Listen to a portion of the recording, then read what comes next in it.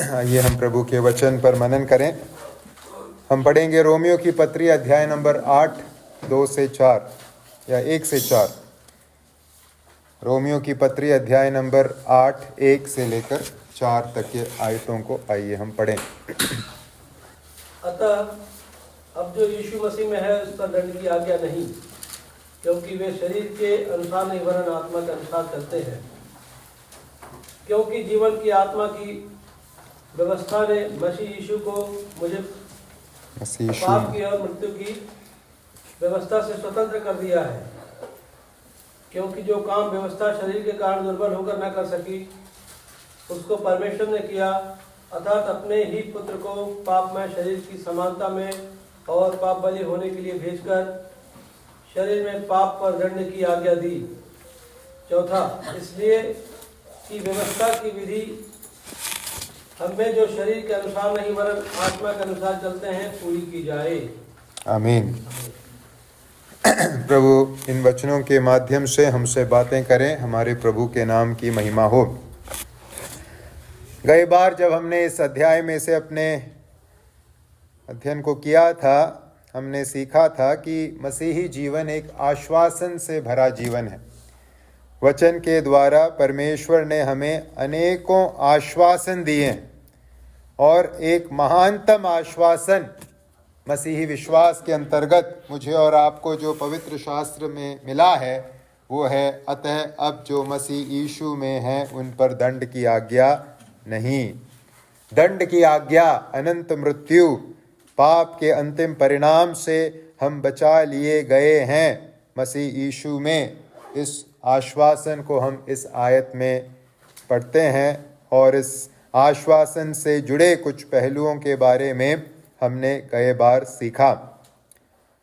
अब मसीह विश्वास न केवल आश्वासन युक्त विश्वास है, लेकिन जैसे हम बार बार दोहराते हैं, वचन में देखते हैं, उसके साथ साथ मसीही विश्वास एक युक्तिबद्ध विश्वास भी है।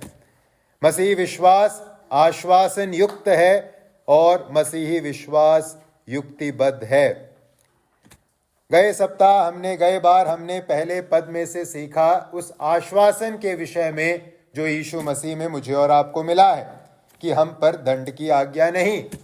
लेकिन पौलुस केवल इस आश्वासन का उल्लेख करके दूसरे विषय में नहीं जा रहे। पहले पद में आश्वासन का उल्लेख पौलुस करते हैं और दूसरे, तीसरे और चौथे आयत में अब उस आश्वासन से जुड़ी युक्ति को समझा रहे हैं। क्यों जो यीशु मसीह में है उन पर दंड की आज्ञा नहीं, क्या है कारण? इस आश्वासन के आधार की चर्चा 2 से 4 तक के आयतों में प्रेरित पौलुस कर रहे हैं। हमें इस बात को समझना है कि जिन आशीषों को, जिस आश्वासन के रूप में हमने प्रभु यीशु मसीह में पाया है, वे आश्वासन खाली नहीं है, खोखले नहीं है, निराधार नहीं है। वे एक निश्चित और ठोस बुनियाद पर खड़े हैं। और इन आयतों में आज जो हमारे सामने हमने रखा है, पढ़ा है, इन आयतों में क्यों मसीहियों पर, यीशु मसीह पर विश्वास करने वालों पर दंड की आज्ञा नहीं, इसके पीछे के आधार की चर्चा प्रेरित पौलुस हमारे सम्मुख लेकर आ रहे हैं। अगर आपको स्मरण है, जब हमने पहले आयत में से सीखा था तो इससे जो अतः शब्द है उसके अंतर्गत हमने सीखा था। इससे पहले पौलुस ने पहले के अध्यायों में जो बातें कही हैं उसके एक कंक्लूशन के रूप में, निष्कर्ष के रूप में पौलुस इस कथन को कह रहे हैं। लेकिन निष्कर्ष के रूप में कहने के साथ साथ अब विशेष रूप से हमको यह बता रहे हैं पौलुस कि क्यों जो यीशु मसीह में हैं उन पर दंड की आज्ञा नहीं। विशेष रूप से पौलुस हमारे सामने इस बात को रखते हैं कि किस आधार पर दंड से मुक्ति का आश्वासन जो मसीही जीवन में है वो हमें प्राप्त हुआ है। तो आइए हम इस भाग को सीखें और समझें, क्यों जो यीशु मसीह में हैं उस पर दंड की आज्ञा नहीं। कारणों को सीखने से पहले एक बात जो हमें अपने जीवन में सुनिश्चित करने की ज़रूरत है वो यह है कि हम पूर्ण रूप से इस आश्वासन को कि हम पर अब दंड की आज्ञा नहीं अपने हृदय में समाएं, हृदय में संचित करें। ये जो कथन है जो मसीह यीशु में है उन पर दंड की आज्ञा नहीं, ये आश्वासन व्यवहारिक रूप से कहें तो क्या हमें गारंटी देता है? यह आश्वासन हमें यह गारंटी देता है कि हमें जो उद्धार यीशु मसीह में मिला है उसे खोने के विषय में हमें तनाव में रहने की ज़रूरत नहीं है। जो उद्धार मुझे और आपको प्रभु यीशु मसीह में मिला है उसे हम गवा बैठेंगे इस डर में मसीही जीवन को जीने की आवश्यकता नहीं है। अभी सुबह हमने भजन 51 में पढ़ा, उसमें जो आखिरी पद हमने पढ़ा अगर आपको स्मरण है, उसमें दाऊद ने क्या प्रार्थना की? दाऊद ने प्रार्थना की कि अपने आत्मा को मुझसे दूर मत कर। वो जो प्रार्थना है वो दाऊद के लिए फिट बैठती है, लेकिन मुझे और आपको वो प्रार्थना करने की जरूरत नहीं है, क्योंकि दाऊद के पास रोमियो 8 का 1 नहीं था, लेकिन मेरे और आपके पास रोमियो 8 का 1 है। इसलिए पुराने नियम को जब हम पढ़ते हैं, भजन संहिता को जब हम पढ़ते हैं, उसमें जो जो बातें लिखी हैं वो आज हम पर लागू होती है, ऐसे सोचने की जरूरत नहीं। हमारे अंदर आश्वासन है, उद्धार को लेकर आश्वासन है। इस आश्वासन को आइए हम जो वचन में प्रभु ने दिया है, आधार के साथ दिया है, जिसको हम अब सीखेंगे, आइए हम अपने मन में स्थायी रूप से बसाएं। क्योंकि कई बार प्रार्थनाएं सुनने को मिलती है जहां ये आश्वासन दिखता नहीं है कि सचमुच उद्धार हो चुका है। यीशु मसीह को जानने के बावजूद, विश्वास करने के बावजूद ऐसी प्रार्थनाएं सुनने को मिलती है मानो प्रभु प्रार्थना में कहा जाता है प्रभु बचा लीजिएगा, प्रभु पक्का बचा लेना। वो आश्वासन नहीं है कि बच गए हैं। भाई और बहनों, अगर आपने सचमुच यीशु मसीह को अपने उद्धारकर्ता प्रभु के रूप में विश्वास से ग्रहण किया है, सुसमाचार पर विश्वास किया है, इस आश्वासन को अपने अंदर रखिए कि आप बचा लिए गए हो। आपका 100% उद्धार हो चुका है। आपको प्रभु से ये कहने की जरूरत नहीं प्रभु अंत तक बचाए रखना, ऐसे अब प्रार्थना की जरूरत नहीं। आप मुझे अपने आप से अलग मत करना, ऐसे प्रार्थना करने की जरूरत नहीं, क्योंकि प्रभु का वायदा है मैं तुम्हें नहीं छोड़ूंगा, मैं तुम्हें नहीं त्यागूंगा। जब हम प्रार्थना करते हैं प्रभु अपने उद्धार को मुझसे अलग मत करना, मुझसे दूर मत जाइएगा, जब हम ये प्रार्थना करते हैं वास्तव में हम परमेश्वर के प्रतिज्ञाओं पर के प्रति अपने अविश्वास को दर्शा रहे हैं। वो भक्ति नहीं है ये कहना कि प्रभु मुझसे दूर अपने आप को मुझे अपने आप से दूर मत कीजिएगा। ये प्रार्थना भक्ति नहीं है, ये प्रार्थना अभक्ति है, क्योंकि प्रभु ने स्पष्ट कहा है मैं तुम्हें कभी नहीं छोड़ूंगा, कभी नहीं त्यागूंगा। तो उस आश्वासन के साथ मसीही जीवन जिए, तभी हम इस मसीही जीवन के आनंद को अपने जीवन में महसूस कर सकते हैं। अब आइए हम इन आयतों को देखें और समझें क्यों हमारा उद्धार सुरक्षित है, क्यों हमारा उद्धार नष्ट नहीं होता, क्यों यीशु मसीह में मुझे और आपको अब दंड की आज्ञा नहीं। पहला कारण दूसरे पद में पौलुस हमारे सामने रखते हैं। दूसरा पद, क्योंकि जीवन की आत्मा की व्यवस्था ने मसीह यीशु में मुझे पाप की और मृत्यु की व्यवस्था से स्वतंत्र कर दिया है। पहला कारण क्यों यीशु मसीह में अब हम पर दंड की आज्ञा नहीं, पहला कारण है हम स्वतंत्र कर दिए गए लोग हैं। हम स्वतंत्र कर दिए गए लोग हैं। यहां एक बात हम देखते हैं या हम देखेंगे जैसे हम इन आयतों को सीखेंगे कि पौलुस कुछ नया नहीं कह रहे। पौलुस यहाँ कोई नई बात नहीं कह रहे। पौलुस जिन बातों को वो इससे पहले उल्लेख कर चुके हैं उसे ही दोहरा रहे हैं, परंतु इस दोहराने के पीछे एक मकसद है। इस दोहराने के पीछे मकसद क्या है? हम इन बातों को भूलने वाले न बने। एक उत्तम उपदेशक के जैसे पौलुस एक ही बात को अलग अलग प्रकार से दोहरा कर प्रस्तुत कर रहे हैं, क्योंकि इन बातों को हमें समझने की जरूरत है। ये मसीही विश्वास के अंतर्गत बहुत बहुमूल्य और बहुत गंभीर बातें हैं, इसलिए पौलुस अलग अलग प्रकार से एक ही बात को दोहरा रहे हैं। अगर आपको स्मरण है 7वें अध्याय में पौलुस ने हम स्वतंत्र किए गए हैं इस बात की चर्चा की थी। अब 8वें अध्याय में भी उसी बात को, उसी पॉइंट को पौलुस हमारे सामने रख रहे हैं। हम स्वतंत्र किए गए हैं, यीशु मसीह में हमें एक स्वतंत्रता मिली है। अब सवाल है किससे स्वतंत्रता? किससे स्वतंत्रता मिली है जिसके चलते अब दंड की आज्ञा हम पर नहीं? पौलुस उत्तर में लिखते हैं, पाप की और मृत्यु की व्यवस्था से स्वतंत्र कर दिए गए हैं। पाप की और मृत्यु की व्यवस्था से स्वतंत्र कर दिए गए लोग हैं हम।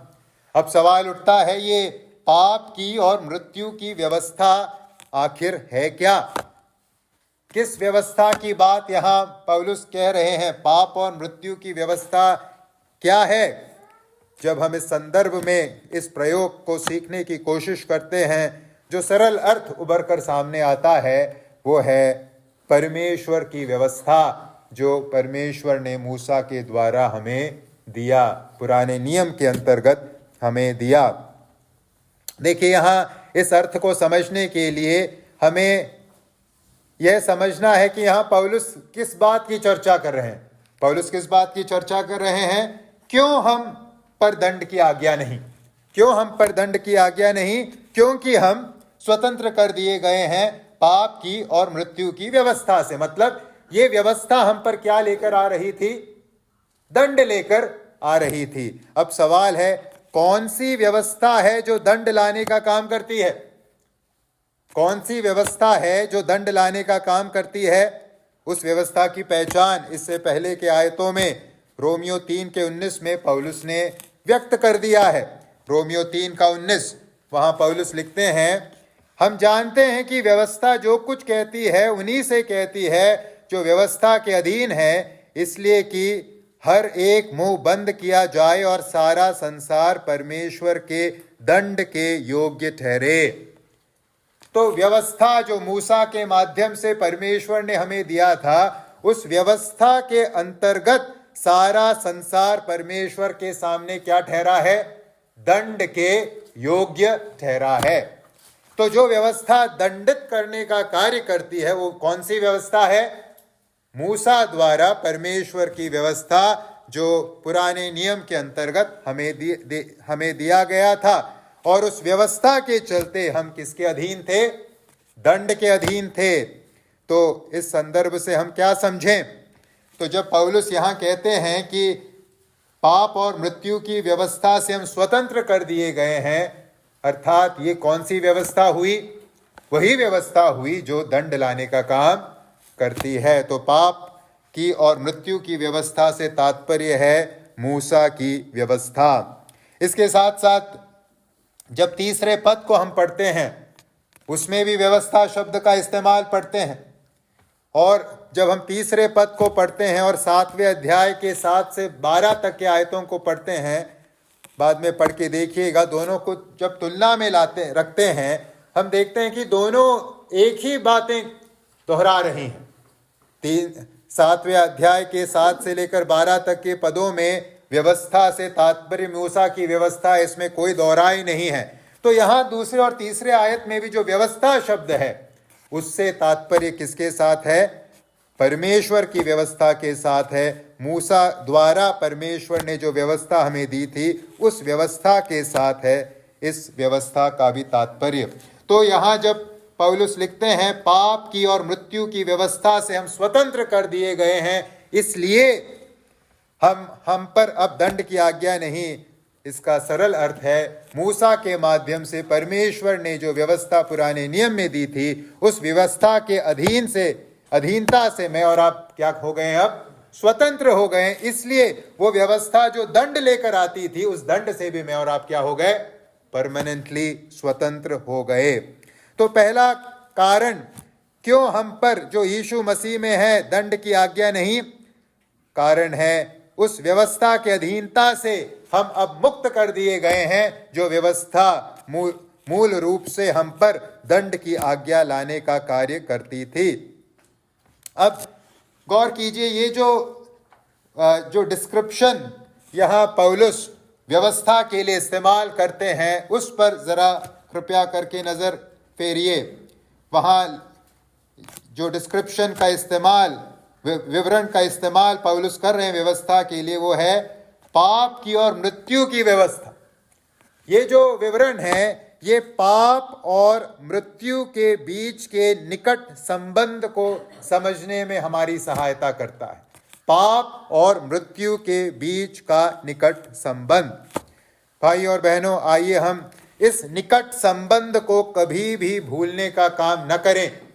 पाप और मृत्यु के बीच के निकट संबंध को भूलने वाले न बने हम। इस बात को स्मरण रखें कि पाप हमेशा अनिवार्य रूप से मृत्यु को लाएगा, लाता है, लाकर रहेगा। पाप और मृत्यु का एक बहुत ही घनिष्ठ संबंध है। इसलिए पौलुस यहाँ कहते हैं, पाप की और मृत्यु की व्यवस्था से स्वतंत्र कर दिया है। जहां पाप है वहां अनिवार्य रूप से क्या है, मृत्यु। दोनों को आप अलग नहीं कर सकते। इसलिए जब भी शैतान या ये संसार हमें पाप करने के लिए प्रेरणा देता है, तो आइए हम इस बात को अपने अंतर्गत रखें और सतर्क रहें कि जो भी लालच दिया जा रहा है पाप के द्वारा, शैतान के द्वारा परमेश्वर के विरुद्ध जाने के लिए, वो अंततः क्या लेकर आएगा, लाभ नहीं लेकर आएगा, अंततः वह मृत्यु लेकर आएगा। पाप और मृत्यु के घनिष्ठ संबंध को कभी भी न भूलें। यह एक घनिष्ठ संबंध है जो अनिवार्य रूप से होकर रहेगा। अब यहां और एक जो उत्तर दूसरे आयत में हमें पौलुस देते हैं, कैसे इस स्वतंत्रता को, पाप और मृत्यु की व्यवस्था से कैसे हमें स्वतंत्र किया गया, किसके द्वारा। क्योंकि हम पाप और मृत्यु की व्यवस्था से स्वतंत्र कर दिए गए, इसलिए हम पर दंड की आज्ञा नहीं। अब सवाल है, किस प्रकार से यह स्वतंत्रता हमें मिली, किसके द्वारा।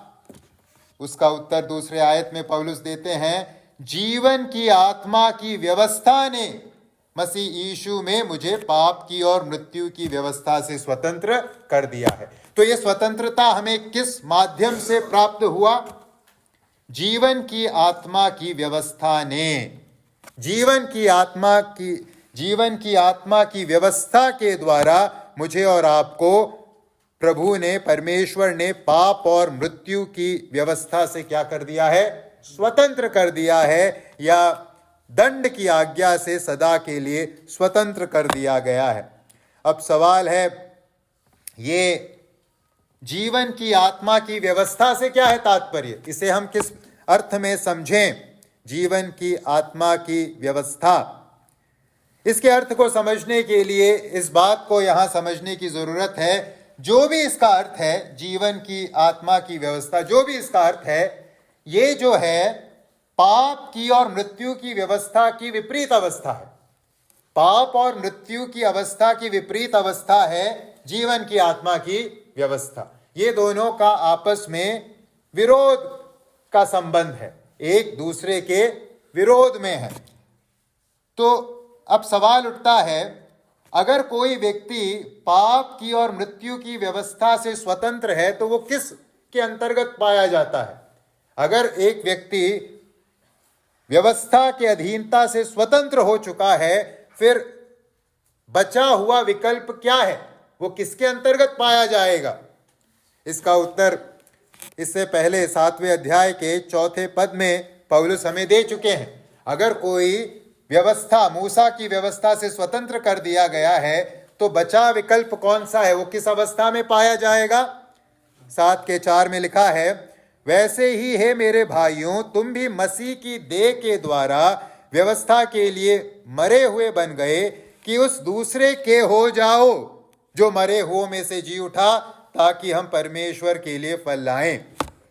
तो अगर कोई व्यक्ति पाप और मृत्यु की व्यवस्था से स्वतंत्र है तो वो एक ही अन्य अवस्था में पाया जा सकता है, और कोई विकल्प वहां नहीं है, और कोई ऑप्शंस वहां नहीं है। और वो इकलौता विकल्प क्या है?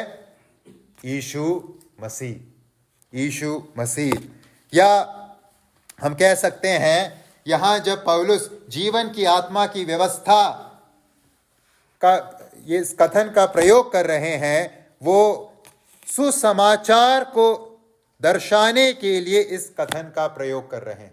या यीशु मसीह में हमें जो स्थान अर्जित हुआ है, जो पदवी अर्जित हुई है, यीशु मसीह में जो पहचान हमें अर्जित हुआ है, सुसमाचार पर विश्वास करने के द्वारा उस पहचान को, उस अवस्था को दर्शाने के लिए जीवन की आत्मा की व्यवस्था, इस कथन का प्रयोग यहाँ पौलुस कर रहे हैं। इस बात को आइए हम समझें। एक व्यक्ति या तो व्यवस्था की अधीनता में पाया जाता है, अन्यथा वो यीशु मसीह में पाया जाता है। तीसरा कोई विकल्प नहीं है। या तो आप व्यवस्था के अधीन हो, या तो आप यीशु मसीह में हो। तीसरी कोई गुंजाइश नहीं है। भाई और बहनों, आइए हम इस बात को समझें कि सुसमाचार के द्वारा परमेश्वर ने हमें पाप और मृत्यु की व्यवस्था से बचाकर दंड की आज्ञा से हमेशा के लिए छुड़ाने का कार्य किया है। सुसमाचार के द्वारा परमेश्वर ने हमें स्वतंत्र किया है। सुसमाचार के द्वारा पवित्र आत्मा ने हमें हमेशा के लिए पाप और मृत्यु की व्यवस्था से स्वतंत्र किया है। सुसमाचार या उद्धार का कार्य जो पिता ने योजना बनाई, जिसकी योजना पिता ने तैयार करी, जिसे पुत्र ने क्रूस मरण के द्वारा कार्यान्वित किया, उसे अब पवित्र आत्मा परमेश्वर हमारे जीवन में लागू करने का काम करते हैं। इसीलिए आत्मा शब्द का यहाँ इस्तेमाल किया गया है। सुसमाचार को जब हम विश्वास से ग्रहण करते हैं, पवित्र आत्मा परमेश्वर यीशु मसीह के साथ हमारा मिलन कर देते हैं। यीशु मसीह से हमारा संबंध जुड़ जाता है। इसलिए आइए हम इस बात को समझें। सुसमाचार के साथ हमारा संबंध इस बात का फैसला करेगा कि दंड की आज्ञा के साथ हमारा कैसा संबंध है। जिसका सुसमाचार के साथ सही संबंध है, उसका दंड की आज्ञा से कोई संबंध नहीं। लेकिन जिसका सुसमाचार के साथ संबंध नहीं, जिसने विश्वास के द्वारा सुसमाचार को ग्रहण नहीं किया, उसको दंड की आज्ञा से मुक्ति भी नहीं। सुसमाचार के साथ व्यक्ति का संबंध दंड की आज्ञा के साथ व्यक्ति के संबंध को निर्धारित करता है। तो हमें इस बात को, इस प्रश्न को पूछने की जरूरत है अपने लिए कि क्या सुसमाचार को हमने विश्वास के द्वारा ग्रहण किया है? अगर नहीं किया तो दंड की आज्ञा से हम अब तक मुक्त नहीं हुए हैं। हमें उस दंड की आज्ञा के भय में जीवन जीने की जरूरत है। अब यहाँ इस बात को संक्षिप्त रूप से कहने की जरूरत है। ये सुसमाचार आखिर है क्या? जिसके साथ संबंध दंड की आज्ञा के साथ हमारे संबंध को निर्धारित करता है। सुसमाचार को ग्रहण करके दंड की आज्ञा से बचने से क्या है तात्पर्य? क्या ग्रहण करना होगा? 1 कुरिन्थियों 15 का 3 और 4 सुसमाचार का सबसे संक्षिप्त रूप।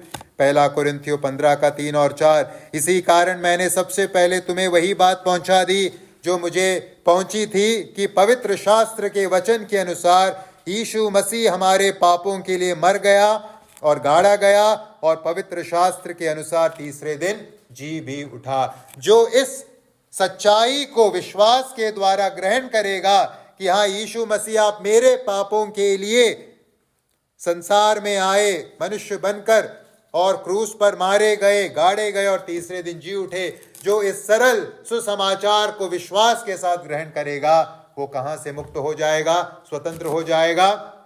वो पाप और मृत्यु की व्यवस्था से मुक्त हो जाएगा, वो दंड की आज्ञा से मुक्त हो जाएगा, वो पाप और मृत्यु की व्यवस्था के अधीनता से छूटकर यीशु मसीह में जुड़ जाएगा और एक अनंत उत्तम भविष्य का उत्तराधिकारी बन जाएगा।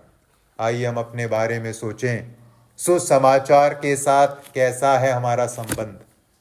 इस संबंध को हल्के में ना लीजिएगा, क्योंकि यह हमारे अनंत अवस्था को, आत्मा के अनंत अवस्था को निर्धारित करेगा। तो पहला कारण, क्यों यीशु मसीह में विश्वास करने वालों पर, उद्धार प्राप्त लोगों पर दंड की आज्ञा नहीं? क्योंकि वो स्वतंत्र किए गए लोग हैं, व्यवस्था की अधीनता से स्वतंत्र। किसके माध्यम से? सुसमाचार के माध्यम से, पवित्र आत्मा के माध्यम से, यीशु मसीह के माध्यम से, त्रिएक परमेश्वर के माध्यम से। दूसरा कारण जो पौलुस हमें यहां देते हैं, क्यों हम पर जो यीशु मसीह में है उन पर दंड की आज्ञा नहीं, तीसरे आयत में हम उस दूसरे कारण को पढ़ते हैं।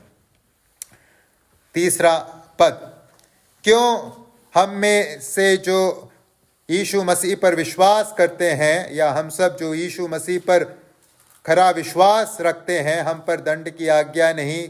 क्या है कारण? तीसरा पद लिखा, पौलुस कहते हैं, यहाँ लिखा है, क्योंकि जो काम व्यवस्था शरीर के कारण दुर्बल होकर न कर सकी, उसको परमेश्वर ने किया, अर्थात अपने ही पुत्र को पाप में शरीर की समानता में और पाप बलि होने के लिए भेजकर शरीर में पाप पर दंड की आज्ञा दी। क्यों हम पर जो मसीह यीशु में है उन पर दंड की आज्ञा नहीं? कारण क्या है? कारण है, जो दंड हमारा था, जो दंड हम पर आना था, जिसकी योग्यता मैं और आप रखते थे, उस दंड को पूर्ण रूप से हमारी ओर से यीशु मसीह ने देह धारण करके अपने ऊपर ले लिया और पूरा कर लिया। इसलिए हम पर अब दंड की आज्ञा नहीं। यीशु मसीह में पाप के प्रति परमेश्वर का जो क्रोध है, पाप के कारण जो दंड की आज्ञा है, यीशु मसीह में पहले ही से वो कलवरी के क्रूस पर क्या हो गई है? पूरी हो गई है। इसलिए हम जो यीशु मसीह में हैं, हम पर दंड की आज्ञा नहीं। हमें मालूम है, किसी भी अपराध के लिए, किसी भी पाप के लिए दोहरा दंड नहीं मिलता। एक पाप के लिए एक दंड। पाप की अवस्था में जो हम पड़े थे, उसका दंड यीशु मसीह ने उठा लिया है। इसलिए अब उस दंड को हम पर आने की संभावना से डरने की जरूरत नहीं है, क्योंकि वो दंड ऑलरेडी पूरा हो चुका है। इसलिए वो दंड अब मुझ पर आएगा या आप पर आएगा नहीं। जो यीशु मसीह में है उन पर वो दंड आ नहीं सकता, नामुमकिन। इसलिए ये आश्वासन पौलुस हमें देते हैं, अब जो मसीह यीशु में है उन पर दंड की आज्ञा नहीं। जब कोई व्यक्ति कहता है, या जब कोई व्यक्ति इस बात का आश्वासन नहीं रखता कि दंड की आज्ञा से वो पूर्णतः बच चुका है, वास्तव में वो क्या कर रहा है? वो शंका जाहिर कर रहा है। किस पर शंका? यीशु मसीह ने क्रूस पर जो बलिदान पूरा किया, उससे शायद पाप का दंड पूरा कंप्लीट नहीं हुआ, पूर्ण नहीं हुआ। इसलिए वो डर या आशंका जाहिर कर रहा है कि शायद अब मेरे ऊपर फिर से आ जाए। नहीं, यहां पौलुस क्या कहते हैं? जो काम व्यवस्था नहीं कर सकता था, परमेश्वर ने अपने ही पुत्र को पाप में शरीर की समानता में और पाप बलि होने के लिए भेजकर शरीर में पाप पर दंड की आज्ञा दी। यीशु मसीह में पाप के दंड की आज्ञा पूरी हो चुकी है। इसलिए अब जो यीशु मसीह में है उन पर वो दंड की आज्ञा नहीं आएगी। इस आश्वासन के साथ हम जीवन जी सकते हैं। जिस वक्त एक व्यक्ति सुसमाचार पर अपने खरे विश्वास को रखता है, उसी वक्त यीशु मसीह ने जो दंड की आज्ञा उसकी ओर से क्रूस पर पूरी की है, उसके बिना पर वो व्यक्ति क्या हो जाता है? दंड की आज्ञा से हमेशा के लिए बरी, स्वतंत्र, मुक्त हो जाता है। यहां हम इस बात को देखते हैं, इस तीसरे आयत में हम इस बात को देखते हैं, क्यों पिता परमेश्वर को अपने इकलौते पुत्र को इस संसार में दंड सहने के लिए भेजना पड़ा। क्यों पिता परमेश्वर को अपने इकलौते पुत्र यीशु मसीह को इस संसार में दंड सहने के लिए भेजना पड़ा? कारण है, पूरी मानव जाति, संपूर्ण मानव जाति पाप के अधीनता में पड़ी हुई थी। संपूर्ण मानव जाति पाप की अधीनता में पड़ी हुई थी। जहां तक यहूदियों का सवाल है, शुरुआती 3 अध्यायों में हमने सीखा, यहूदियों के पास लिखित व्यवस्था थी, पत्थर पर लिखित व्यवस्था, और गैर यहूदियों के पास अंतरात्मा के अंतर्गत लिखी हुई व्यवस्था थी, विवेक के अंतर्गत लिखी हुई व्यवस्था थी। संपूर्ण मानव जाति किसी न किसी प्रकार से व्यवस्था के अधीन थी। और जहां तक इस व्यवस्था का सवाल है, इस व्यवस्था की क्या थी अवस्था? तीसरे आयत में, जो काम व्यवस्था शरीर के कारण दुर्बल होकर न कर सकी। ये जो व्यवस्था है वो दुर्बल थी, निर्बल थी, वो अपने आप में शक्तिहीन थी।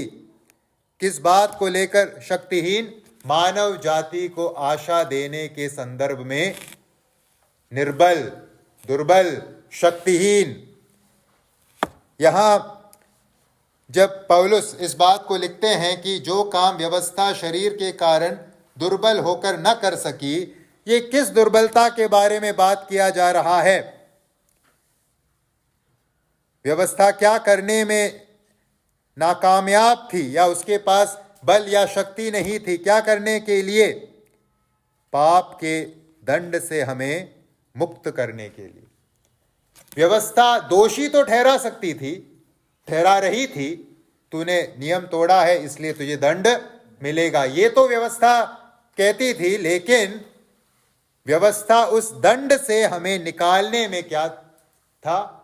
दुर्बल था, अपने आप में वो शक्तिहीन था। और उसके साथ साथ व्यवस्था के पास यह सामर्थ्य नहीं था कि व्यवस्था हमें उस धार्मिकता को दे जिस धार्मिकता के चलते हम परमेश्वर के सामने स्वीकार योग्य हो। तो व्यवस्था के पास ना तो पाप के दंड से मुक्त करने के लिए शक्ति है, ना ही व्यवस्था के पास हमें धार्मिकता दिलाने के लिए शक्ति है जिसके चलते हम परमेश्वर के सम्मुख स्वीकार योग्य बन सके। दोनों तरीके से व्यवस्था के पास देने के लिए कोई आशा नहीं है। व्यवस्था अपने आप में मजबूर है, असहाय है, और हम जो व्यवस्था के अधीन पड़े हुए लोग थे, हम भी अपने आप में क्या थे? मजबूर और असहाय। ऐसी एक मजबूरी और असहाय अवस्था के संदर्भ में, व्यवस्था मजबूर है, असहाय है, हमारी मदद नहीं कर सकती, हम क्योंकि व्यवस्था के अधीन है, हम भी मजबूर हैं, असहाय हैं, हम अपनी सहायता स्वयं नहीं कर सकते, पाप के बंधन से मुक्त नहीं हो सकते, धार्मिकता अर्जित नहीं कर सकते। ऐसी एक असहाय अवस्था के संदर्भ में परमेश्वर ने क्या किया? अपने इकलौते पुत्र को इस संसार में भेजा। एक असहाय अवस्था के संदर्भ में हम पाते हैं कि परमेश्वर ने अपने बेटे को भेजा ताकि हमारी सहायता करे, हमें मुक्ति दिलाए। तीसरे आयत में हम प्रभु यीशु मसीह के पाप रहित मानवता के बारे में स्पष्ट कथन पढ़ते हैं। यीशु मसीह के पाप रहित मानवता के बारे में स्पष्ट कथन। इस कथन के अंतर्गत, तीसरे आयत के अंतर्गत जिन शब्दों का प्रयोग पौलुस कर रहे हैं उसे ध्यान से देखिएगा। यहां लिखा है, क्योंकि जो काम व्यवस्था शरीर के कारण दुर्बल होकर न कर सकी, उसको परमेश्वर ने किया, अर्थात अपने पुत्र को पाप में शरीर की समानता में और पाप बलि होने के लिए भेजकर। पाप में शरीर की समानता में पिता ने पुत्र को इस संसार में भेजा। इसका मतलब क्या हुआ?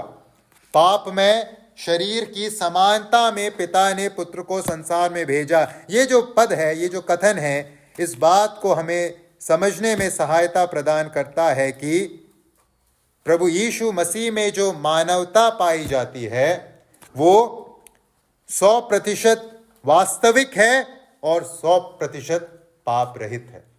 यीशु मसीह में पाई जाने वाली मानवता, ह्यूमैनिटी, 100% वास्तविक है, वो रियल है। यीशु मसीह 100% मनुष्य है और साथ ही साथ 100% वो मानवता क्या है? पाप मुक्त है, पाप रहित है। यीशु मसीह ने देह धारण तो किया और उस देह धारण के चलते वो 100% मनुष्य बने, परंतु देह धारण करने के बावजूद वो 100% पाप रहित भी हैं, क्योंकि यहां लिखा गया है पाप में शरीर की समानता में वो आए। देहधारी बनकर आए लेकिन पाप के साथ नहीं आए। उन्होंने देह धारण तो किया लेकिन पाप रहित अवस्था में मानवता को उन्होंने ग्रहण किया। तो जब यीशु मसीह कलवरी के क्रूस पर मरे, बलिदान पूरा करते हुए मरे, वो क्या कर रहे थे? वहां हम क्या देखते हैं?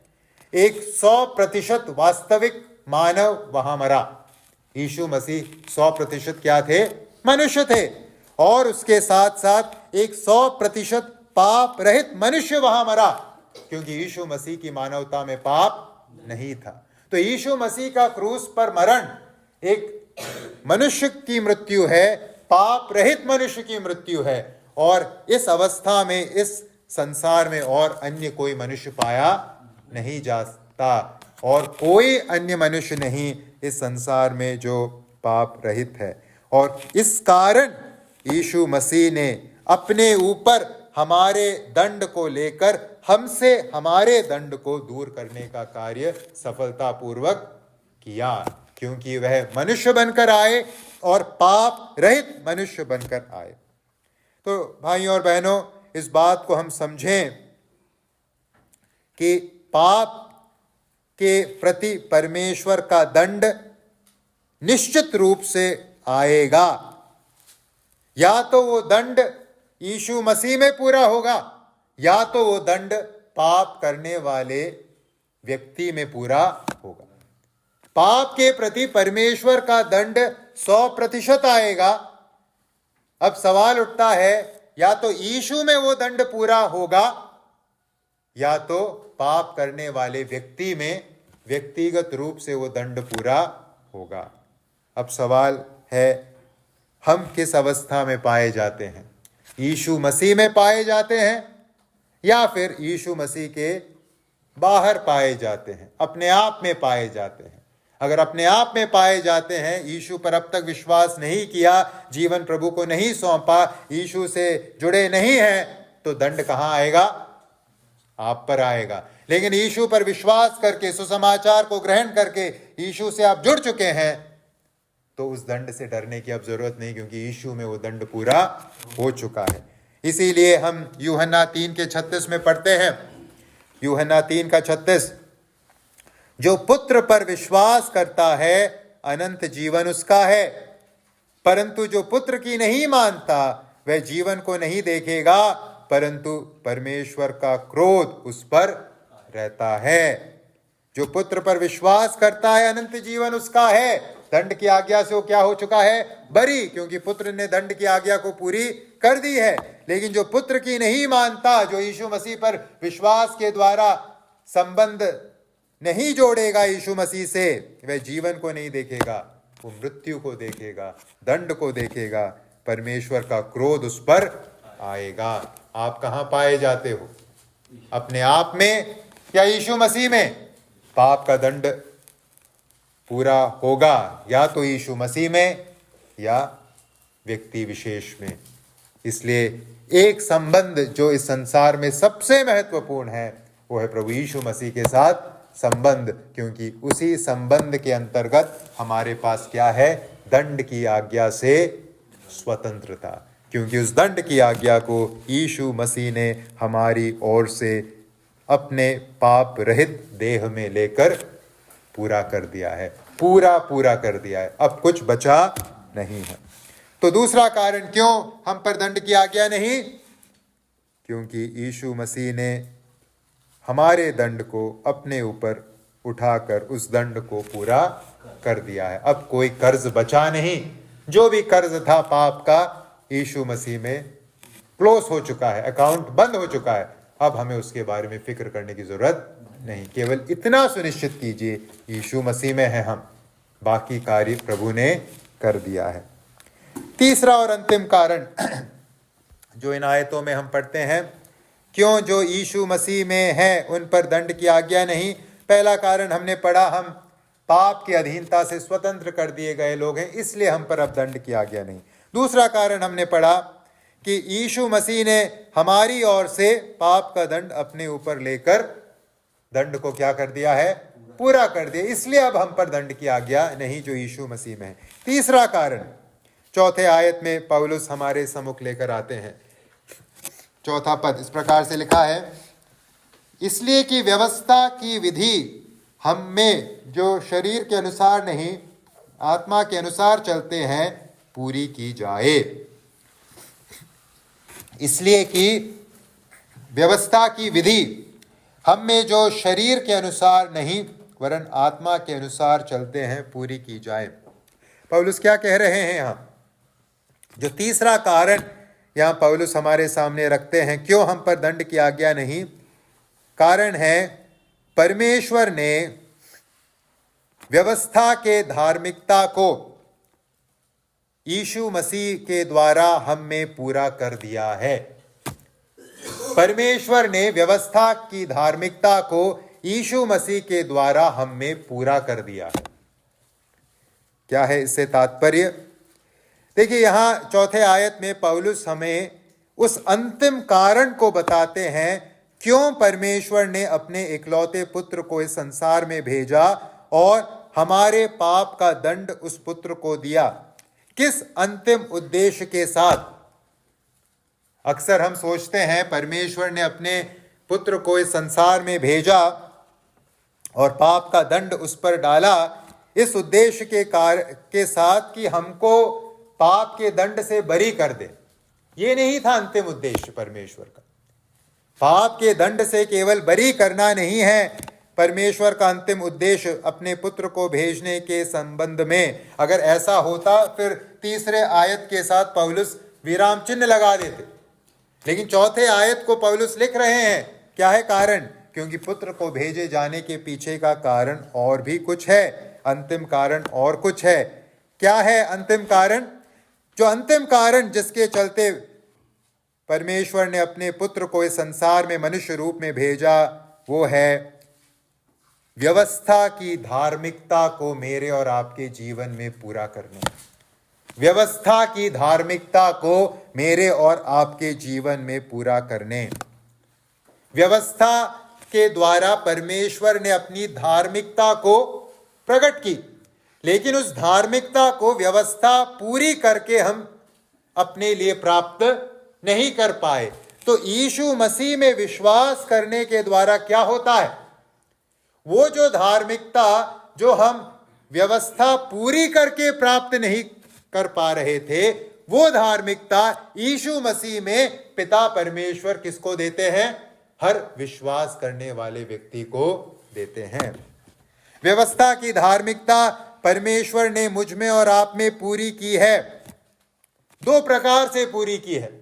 पहला कौन सा प्रकार है? जैसे अभी हमने कहा, यीशु मसीह में अपनी धार्मिकता हमें देकर। यीशु मसीह में न केवल हमें छुटकारा मिला है, पापों के दंड से मुक्ति मिली है, उसके साथ साथ यीशु मसीह में हमें धार्मिकता प्राप्त हुई है। सुसमाचार संदेश को प्रचार पौलुस करते थे। उस सुसमाचार संदेश का अंतिम उद्देश्य क्या है? लोगों के जीवन में क्या लाना? उद्धार नहीं, केवल धार्मिकता को लाना। हमने पढ़ा रोमियो की पत्री पहला अध्याय उसका 16 और 17, परमेश्वर ने किस उद्देश्य से इस सुसमाचार को दिया है हमें। रोमियो की पत्री पहला अध्याय 16 और 17, क्योंकि मैं सुसमाचार से नहीं लजाता, इसलिए कि वह हरेक विश्वास करने के लिए पहले तो यहूदी फिर यूनानी के लिए उद्धार के निमित्त परमेश्वर की सामर्थ्य है। आगे ध्यान से देखें, क्योंकि उसमें परमेश्वर की धार्मिकता विश्वास से और विश्वास के लिए प्रकट होती है। तो इस सुसमाचार के द्वारा परमेश्वर ने विश्वास करने वाले को क्या दिया है? केवल छुटकारा नहीं, छुटकारा तो दिया ही है, प्लस धार्मिकता दी। और उस धार्मिकता को देने के पीछे का मकसद क्या है? ताकि उस धार्मिकता को जो व्यवस्था के माध्यम से परमेश्वर ने प्रस्तुत की, वह धार्मिकता मेरे और आपके जीवन में पूरी हो। और जिस जीवन में परमेश्वर की धार्मिकता पूरी होती है, उस जीवन पर परमेश्वर का दंड आएगा क्या? नहीं आ सकता। परमेश्वर ने मेरे और आपके जीवन में सुसमाचार के द्वारा अपनी धार्मिकता या व्यवस्था की धार्मिकता पूरी की है, इसलिए हम पर अब दंड की आज्ञा नहीं है। हमें परमेश्वर ने धर्मी घोषित किया है, हमें अपनी धार्मिकता दी है, व्यवस्था की धार्मिकता हमने पूरी की है। जब हम इस वचन को पढ़ते हैं, चौथे वचन के पहले भाग को पढ़ते हैं कि व्यवस्था की विधि हम में जो शरीर के अनुसार नहीं वरन आत्मा के अनुसार चलते हैं पूरी की जाए। ये पूरी की जाए एक संभावना के रूप में नहीं मूल भाषा में दर्शाया गया है कि पूरी हो जाए, नहीं, पूरी हो गई है। ये डन मैटर है, ये पूरा एक कंप्लीटेड मैटर है। इस कार्य को परमेश्वर ने क्या कर दिया है? पूरा कर दिया है। और यहाँ जो वॉइस है यानी सक्रियता अगर देखें, यहां सब काम किसने किया है? स्वयं परमेश्वर ने किया। हमारे लिए करने के लिए कुछ छोड़ा नहीं है। ये पैसिव वॉइस में ग्रामर जब व्याकरण पढ़ते हैं हम, वहां जो पैसिव को क्या कहते हैं, जो गैर सक्रिय यहां भूमिका को दर्शाया गया, जिसके जीवन में ये काम हो रहा है, यानी मैं और आप, हमारी कोई सक्रियता नहीं है, सारा काम किसका है? परमेश्वर का है। तो इस धार्मिकता को पूरा करने का काम परमेश्वर ने हमें नहीं दिया, क्योंकि हमें दिया होता तो हम इसे पूरी नहीं कर सकते थे। तो यीशु मसीह में परमेश्वर ने स्वयं व्यवस्था की धार्मिकता को मेरे और आपके जीवन में पूरा कर दिया। इसलिए हमें अब डरने की जरूरत नहीं कि हम पर दंड की आज्ञा आएगी या नहीं आएगी। नहीं आएगी, क्योंकि यीशु मसीह में परमेश्वर ने अपनी धार्मिकता को हम में पूर्ण कर दिया है। परंतु इस पूर्ण करने का एक दूसरा पहलू भी है, जो हम इस चौथे आयत में पढ़ते हैं। पहला पहलू हमने देखा कि परमेश्वर ने स्वयं अपनी धार्मिकता में दे दी, हमें करने के लिए वहां कुछ नहीं है, विश्वास हमने किया तो ये सब हो गया। दूसरा जो पहलू है वो है परमेश्वर ने अपनी धार्मिकता, व्यवस्था की धार्मिकता हमारे जीवन में कैसे पूरी की? अपनी आत्मा को हमें देकर, पवित्र आत्मा को हमारे अंतर्गत वास करने के लिए देकर परमेश्वर ने व्यवस्था की धार्मिकता मेरे और आपके जीवन में पूरी की है। पवित्र आत्मा परमेश्वर की मौजूदगी मेरे और आपके अंतर्गत इस बात की गवाही देती है कि परमेश्वर ने व्यवस्था की धार्मिकता को मेरे और आपके जीवन में पूरा किया है। और ये व्यवस्था की धार्मिकता जो मेरे और आपके जीवन में पूरी हुई है, वो प्रदर्शित कैसे होती है? जैसे यहाँ चौथे पद में लिखा है, जब हम शरीर के अनुसार नहीं, उस आत्मा के अनुसार इस जीवन को जीते हैं। जब एक विश्वासी पवित्र आत्मा के चलाए अपने जीवन को जीता है, वो किस बात की गवाही दे रहा है? वो इस बात की गवाही दे रहा है कि परमेश्वर ने यीशु मसीह में मेरे जीवन में व्यवस्था की धार्मिकता को क्या कर दिया है? पूरा कर दिया है। ये है इस कथन का अर्थ। तो आइए हम इस बात को लेकर आश्वस्त रहें कि हमें धार्मिकता कमाने की जरूरत नहीं है, दे दी गई है।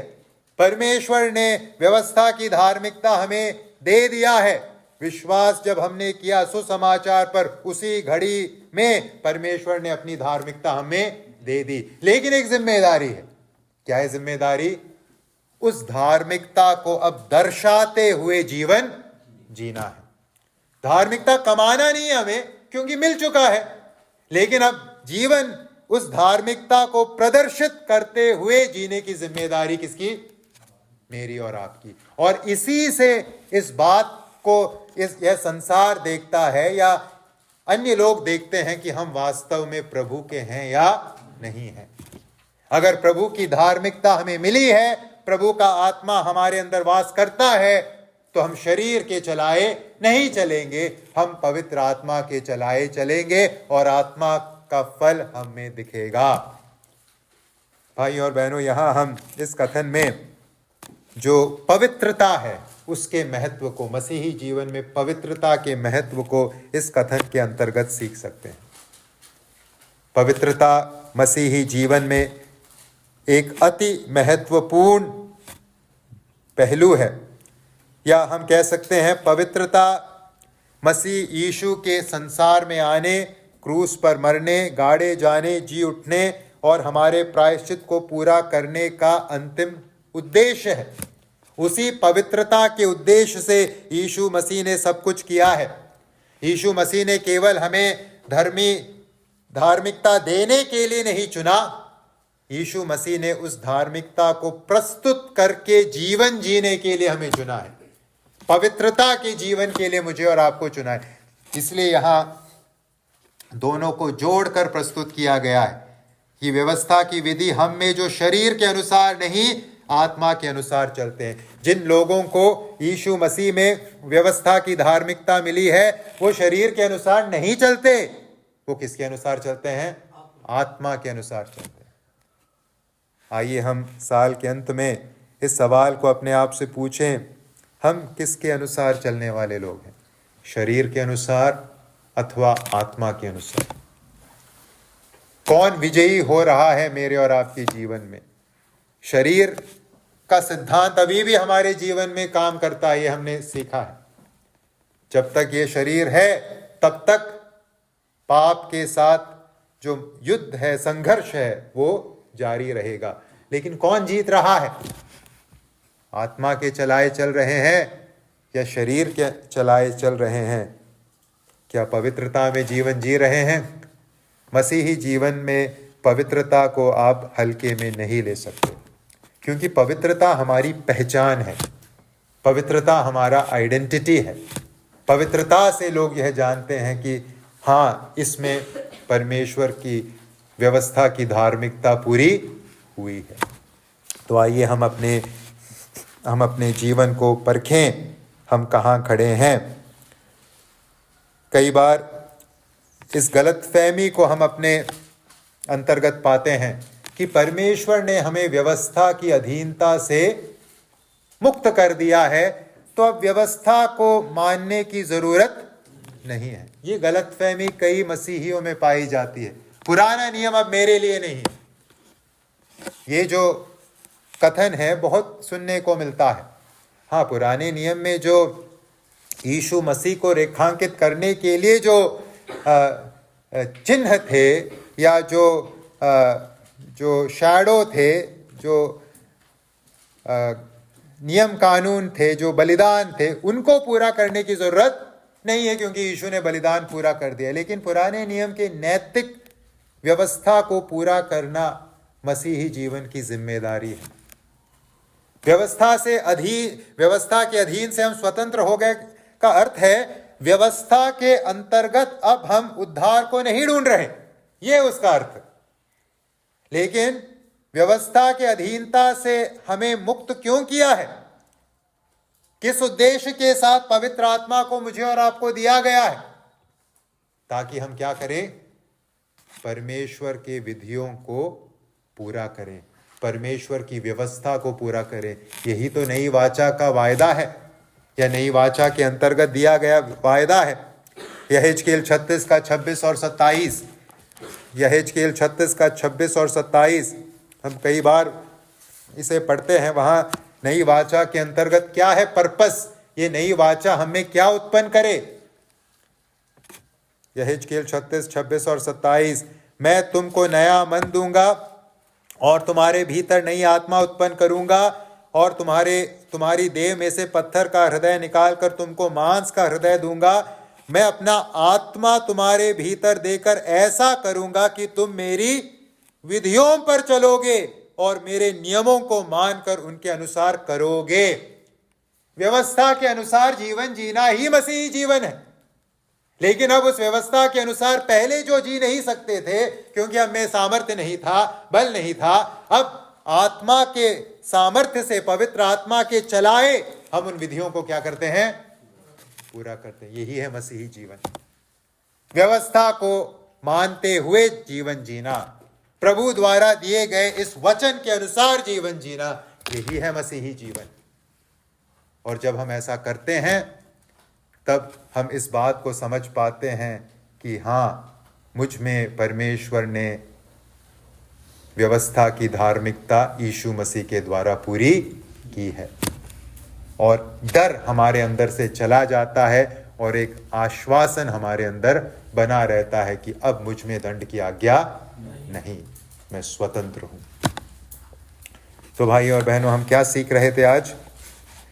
हम उस महानतम आश्वासन को जो मुझे और आपको मिला है कि हम पर दंड की आज्ञा नहीं, जो यीशु मसीह में है, उसके पीछे के आधार को सीख रहे थे। 3 बातों को हमने सीखा। क्यों हम पर दंड की आज्ञा नहीं? कारण क्या है? पहला कारण, हम व्यवस्था के अधीनता से सुसमाचार के द्वारा स्वतंत्र कर दिए गए। दूसरा कारण हमने सीखा, यीशु मसीह में दंड पहले ही पूरा हो चुका है, इसलिए अब वो हम पर लागू नहीं होगी। और तीसरा कारण हमने सीखा, यीशु मसीह में पिता ने व्यवस्था की धार्मिकता हम में पूरी कर दी है। जहां धार्मिकता है, व्यवस्था की धार्मिकता है, वहां दंड की आज्ञा नहीं हो सकती। अब एक अंतिम ऑब्जर्वेशन, इन तीनों कारणों को देखें। इसमें क्या हम अपनी भूमिका को पाते हैं? व्यवस्था की अधीनता से हम स्वतंत्र कर दिए गए हैं। दंड की आज्ञा यीशु मसीह ने अपने ऊपर ले ली है और परमेश्वर ने यीशु मसीह में हम में व्यवस्था की धार्मिकता पूरी कर दी है। कौन काम कर रहा है? परमेश्वर कार्य कर रहे हैं। इसलिए क्या जहां परमेश्वर स्वयं कार्य कर रहे हैं, उद्धार खो सकते हैं? दंड की आज्ञा में जाके गिर सकते हैं? नहीं। अगर मेरी और आपकी जिम्मेदारी होती तो फिर खतरा था, लेकिन जिम्मेदारी 100% किसकी है? परमेश्वर की है। इसलिए इस आश्वासन के साथ आइए हम जीवन जिए, जो अब मसीह यीशु में है, उन पर दंड की आज्ञा नहीं। हमें अगर करना है, इतना सुनिश्चित करना है कि सुसमाचार के साथ क्या है संबंध। सुसमाचार के साथ संबंध ठीक कीजिए, यीशु मसीह को अपने उद्धारकर्ता प्रभु के रूप में स्वीकारिए और दंड की आज्ञा से सदा सर्वदा के लिए बरी हो जाइए। प्रभु मेरी और आपकी ऐसा करने में सहायता करे। प्रभु के नाम की महिमा हो।